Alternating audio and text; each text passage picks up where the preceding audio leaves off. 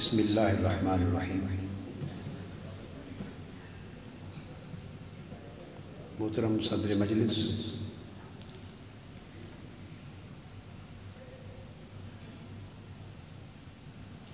منتظمین میر خلیل الرحمان memorial society اور معزز خواتین و حضرات، ادارہ جنگ نے اپنی روایت کے مطابق آج بھی میر خلیل الرحمان کی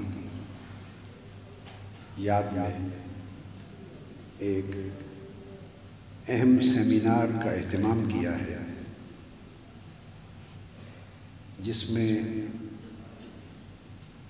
منتخب سیاسی قیادت اور پاکستان کو درپیش قومی اور بین الاقوامی مسائل یا چیلنجز اس عنوان سے گفتگو کی دعوت دی۔ میں محترم ارشاد احمد حقانی صاحب سے اتفاق کرتا ہوں کہ یہ جن مسائل کا ذکر انہوں نے اپنے افتتاحی خطاب میں کیا ہے، اور اس کی ایک فہرست اخبار جنگ اور دی نیوز میں بھی ان مسائل کا، چیلنجز کا ایک فہرست کی شکل میں ان کو شائع کیا گیا ہے۔ یہ یقیناً اس وقت کے اہم ترین مسائل ہیں، اور ہر ذی شعور شہری ملک کے اندر بھی اور ڈیفینیٹلی عالمی برادری ملک سے باہر اس امر کا جائزہ لے رہی ہے کہ منتخب سیاسی قیادت کس حد تک اس آزمائش میں پورا اترتی۔ جو لفظ منتخب سیاسی قیادت استعمال کیا گیا، اس میں سمجھتا ہوں کہ حکومت، اپوزیشن سمیت وہ تمام افراد جو منتخب ہو کے پارلیمنٹ تک پہنچے،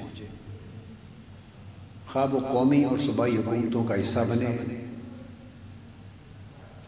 یا اپوزیشن بینچ پر بیٹھے یا خود میری طرح اور میرے جیسے بعض اور بھائی بھی ہیں، ایک نیوٹرل ویورز کی حیثیت سے ایک اپنا انڈیپینڈنٹ ویو رکھتے ہیں، انڈیپینڈنٹ ایجنڈا رکھتے ہیں، اور وہ کیس ٹو کیس اور agenda to agenda, issue to issue معاملات کا جائزہ لینا چاہتے ہیں۔ یہ سب کے لیے ایک مشترک چیلنج ہے۔ حقانی صاحب نے ان چیلنجز کے باب میں سب سے پہلی بات LFO کی۔ میں مختصر وقت میں بات کو سمیٹنے کے لیے انہی تین ایشوز کو لے لیتا ہوں جن کا بطور خاص انہوں نے ذکر کیا، مگر چاہوں گا کہ میری گفتگو ان سوالات کے تناظر میں ہو جو اشتہار کی شکل میں شائع کیے گئے۔ کیا جوڑ توڑ کی سیاست سے جمہوری ادارے مستحکم ہوں گے؟ یہ پہلا سوال ہے۔ جواب ہے ہرگز نہیں۔ جوڑ توڑ کی سیاست نے ہی پاکستان کی تاریخ میں جمہوری اداروں کو تباہ کیا ہے اور سیاسی اور جمہوری عمل کو پامال کیا ہے۔ اس انٹرمیڈیری فیز میں وسط مدتی اس عرصے سے ایک توقع کی جا رہی تھی کہ اس کے نتیجے میں ایمرج ہونے والا پولیٹیکل کلچر، پولیٹیکل سسٹم اور آئینی، سیاسی اور جمہوری ادارے وہ یقیناً بہت سے اعتبارات سے پہلے اداروں سے مختلف ہوں گے، مگر بدقسمتی کہ جمہوریت عوام میں پیدا نہیں کی جا سکی۔ یہ ایک فیلئر ہے۔ ہم ہمیشہ سے یہ سمجھتے کہ انتخابات جس بھی ڈھب پہ کروا لیے اس کے نتیجے میں وجود میں آنے والی منتخب حکومت اگر کار سلطنت اور کار ریاست چلائے تو ہم سمجھتے ہیں کہ جمہوریت بحال ہو. یہ ایک بنیادی غلطی. جمہوریت فی الحقیقت ایک فکر ہے. جمہوریت ایک طرز عمل ہے، بیہیویئر. جمہوریت اس سے پھر ایک کلچر بنتا ہے اور اس بیہیویئر اور کلچر سے جنم لینے والا سسٹم پھر جمہوریت کا نظام بنتا ہے. ہم ڈیموکریٹک سسٹم سے بہت دور ہیں، آج بھی بہت دور ہیں. منتخب اور غیر منتخب کا فرق تو ہو سکتا ہے، مگر میں اس فرق کو جمہوری اور غیر جمہوری کا فرق قرار نہیں دیتا. ہمارے رویے جمہوری نہیں ہیں. ہمارے اندر اختلاف اور اختلاف رائے کے لیے برداشت نہیں. ہم دوسرے کی بالادستی اگر جینون طریقے سے بھی ہو وہ قبول کرنے کو تیار ہیں. ہماری پوری سوچ، پوری سٹرگل، ہمارے تمام فلسفے، تمام اصول، تمام ضابطے، تمام دعوے وہ ذاتی مفادات اور ویسٹڈ انٹرسٹ کے گرد گھومتے ہیں. اگر مفاد پورا ہو جائے تو سارے کے سارے اصول اور فلسفوں کا رخ یک لخت ایک رات میں تبدیل ہو جاتا ہے. نیا ڈائمنشن، حلال ڈائمنشن کریٹ ہو جاتا ہے. اگر ہمارے ویسٹڈ انٹرسٹ پورے نہ ہو تو ساری کی ساری سوچ کے دائرے مختلف متضاد سمت میں ہو جاتے ہیں. اس لیے کہ ہم نے ایک ڈیموکریٹک کلچر ابھی تک کریٹ نہیں کیا. یہ اسی کا نتیجہ ہے کہ پھر الیکشن میں اکثریت لینے کے لیے جوڑ توڑ کرنا پڑتا، ساز باز کرنی پڑتی ہے، بارگننگ کرنی پڑتی. اور یہ پولیٹیکل کرپشن کا دروازہ بند کرنے کے دعووں کے باوجود کھلے طریقے سے کھولنا پڑتا ہے اور کھولا گیا. اب یہ ساری مینوورنگ چونکہ آرٹیفیشل ہوئی، اس کو 100% نیچرل، نیوٹرل اور جینون نہیں کہا جا سکتا. اس لیے یہ سوال حقانی صاحب کا ہمیشہ سوال ہی رہے گا کہ کیا یہ ڈیلیور کر سکیں گے یہ ادارے؟ اور یہ سیاسی قیادت کرپشن کا راستہ روکے گی؟ کہیں ایسا تو نہیں کہ کرپشن کے، بلکہ میں تو بڑا کلیئر ہوں کہ کرپشن کے خاتمے کا ایجنڈا صفحہ ہستی سے مٹ چکا ہے.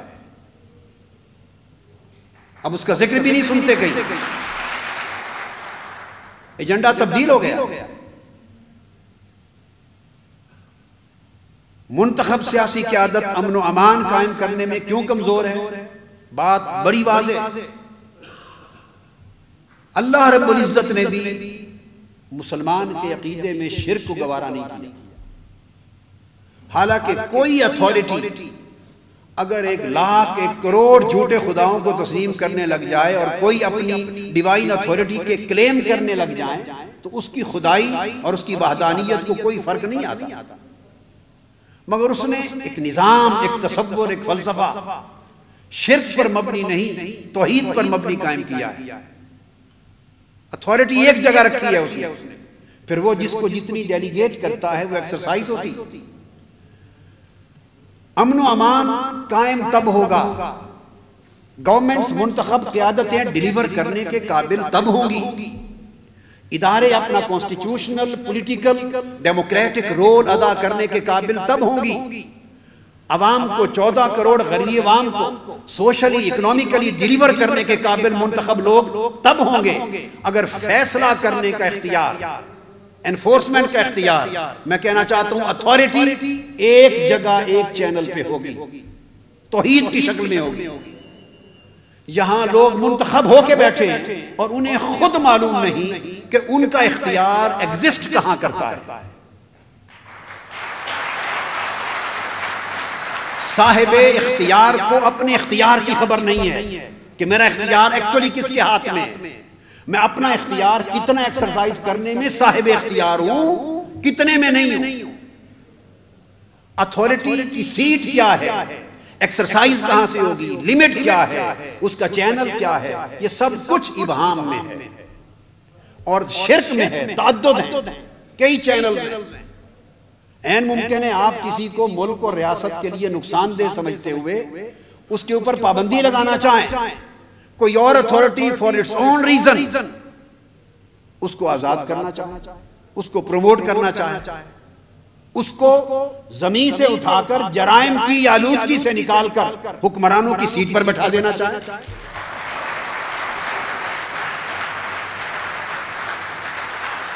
اب کہاں گئی لا انفورسنگ ایجنسی؟ کون کرے گا؟ کون قاتلوں کو پکڑے گا؟ کون دہشت گردوں کو پکڑے گا؟ کون ان ہاتھوں کی شناخت کرے گا جو غریب انسانوں کے خون سے آلودہ ہے؟ کون ان پہچانیوں کی پہچان کرے گا جن کے ماتھے پر بے شمار لوگوں کی موت گندا ہے؟ کون ان گندے ہاتھوں کو پکڑے گا جو غلاظت اور کرپشن کے ساتھ اور ٹیررزم اور دہشت گردی کے ساتھ ملوث ہیں؟ خود ہی قاتل، خود ہی منصف، خود ہی قاتل، خود ہی شاہد، خود ہی وہ منصف ٹھہرے. اقربا میرے کریں قتل کا دعویٰ کس پر؟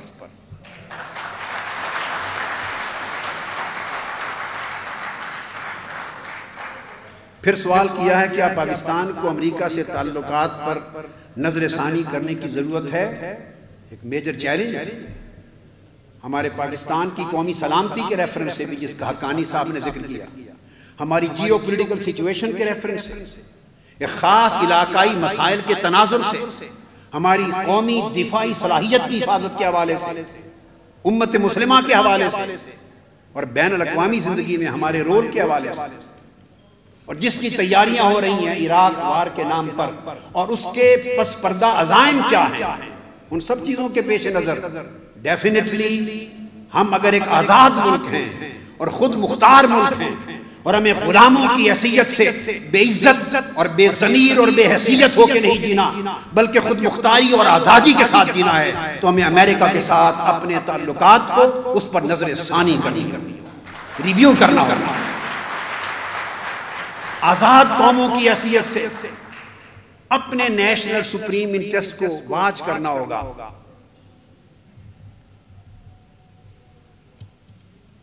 اس وقت بدقسمتی یہ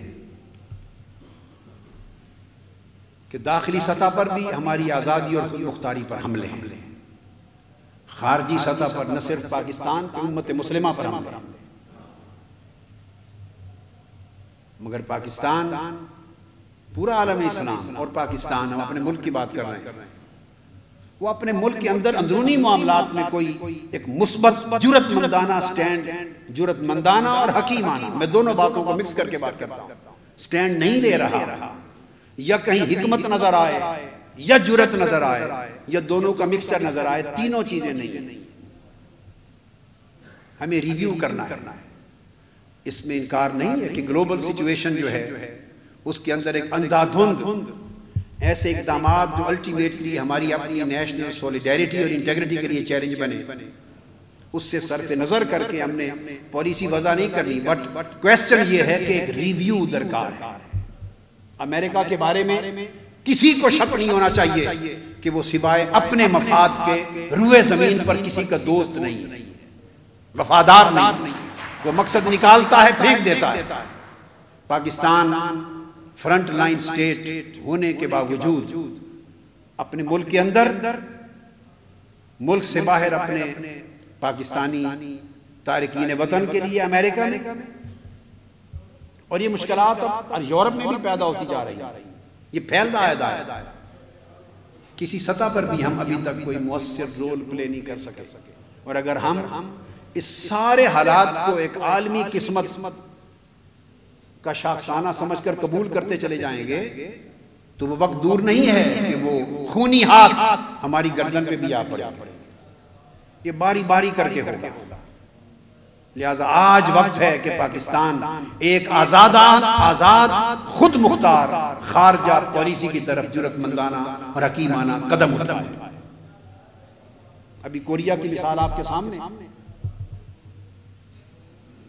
پاکستان نے پرامن ہونے میں کوئی کسر نہیں چھوڑی اور انڈیا نے جارے اور دہشت گرد ہونے میں کوئی کسر نہیں چھوڑی.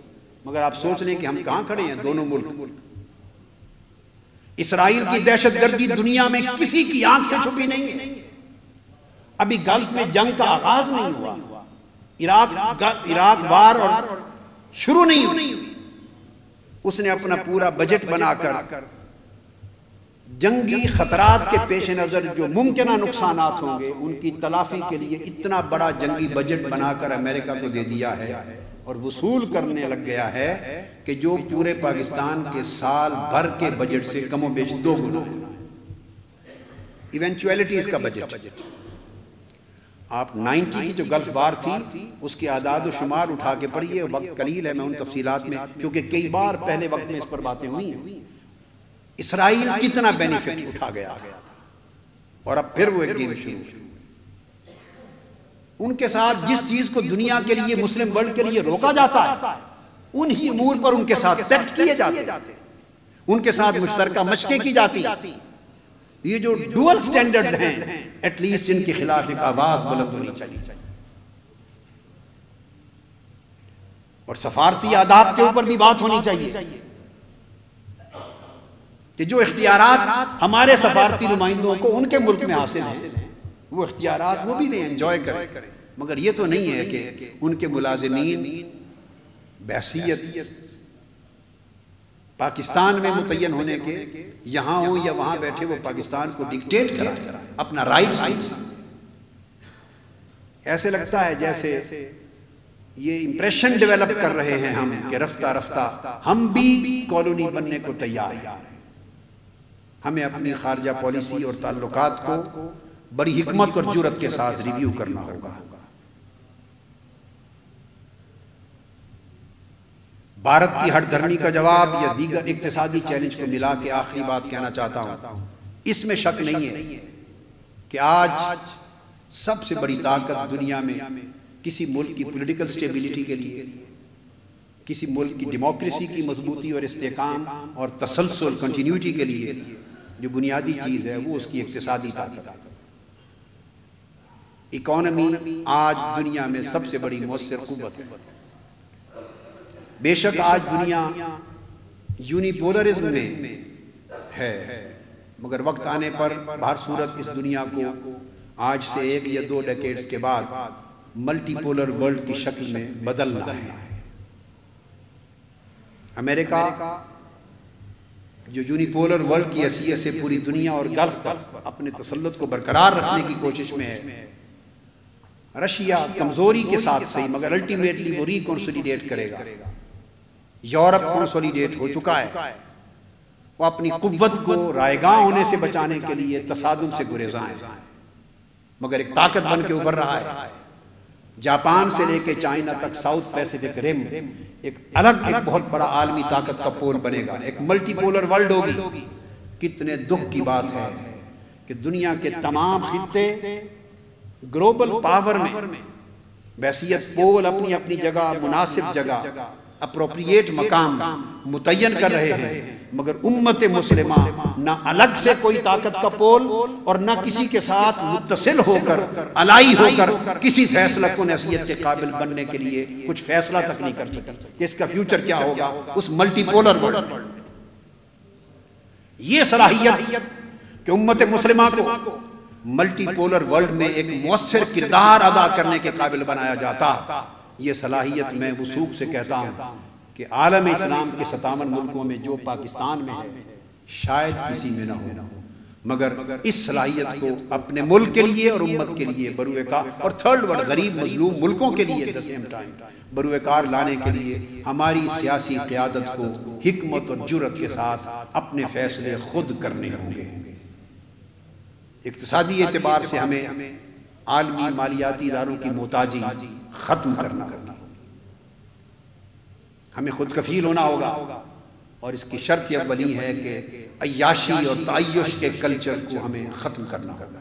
ایکسٹریویگنٹ کلچر کو ختم کیے بغیر اور اپنے وسائل خود پیدا کر کے اپنے تمام تر ضروریات کو اس دائرے کے اندر کفالت کرنے کے تصور کے بغیر ہم آگے بڑھ نہیں سکتے. یہ وہ بنیادی باتیں تھیں. یہ چیزیں اگر پیش نظر ہوں تو میں آخری بات یہ کہہ کے اجازت چاہ رہا ہوں کہ یہ امتحان حکومت کہ بینچز پر بیٹھنے والے اور اپوزیشن کی صحت اور ہم سب لوگوں کا مشترک ہے، راستہ جو بھی نکلے گا وہ پارلیمنٹ کے انسٹیٹیوشن سے نکلے گا۔ گلیوں کوچوں سڑکوں کی لڑائی سے حالات بدتر تو ہو سکتے ہیں، صحیح سمت ڈھل نہیں سکتے۔ پارلیمنٹ کو منتخب کی عادت ایٹ اینی کاسٹ مؤثر بنانے کی کوشش کرے اور پارلیمنٹ کے فلور کو اتنا طاقتور بنائے، سرٹن پرنسپلز پر، کانسٹیٹیوشنل ایشوز پر اور سرٹن جمہوری اصولوں کے اوپر، خواہ اس کا تعلق کسی جماعت کے ساتھ بھی ہو، منتخب قیادت کو ایسا اتفاق کرنا چاہیے کہ آئین کی بالادستی، پارلیمنٹ کی بالادستی اور جمہوریت کی روح کی بحالی، کس کے لیے وہ یکجا ہو کر ایک ایسا کردار ادا کریں کہ جو رفتہ رفتہ جس قید سے ہم چھٹکارا پانا چاہتے ہیں اس کے قابل ہو سکیں۔ اور سیاست اس وقت جو قید ہے اور جمہوریت جو قید ہے وہ پارلیمنٹ کے ممبران کی جوائنٹ وینچر اور حکمت کے ساتھ آزادی کی منزل کی طرف بڑھ سکے گی۔ شکریہ، السلام علیکم۔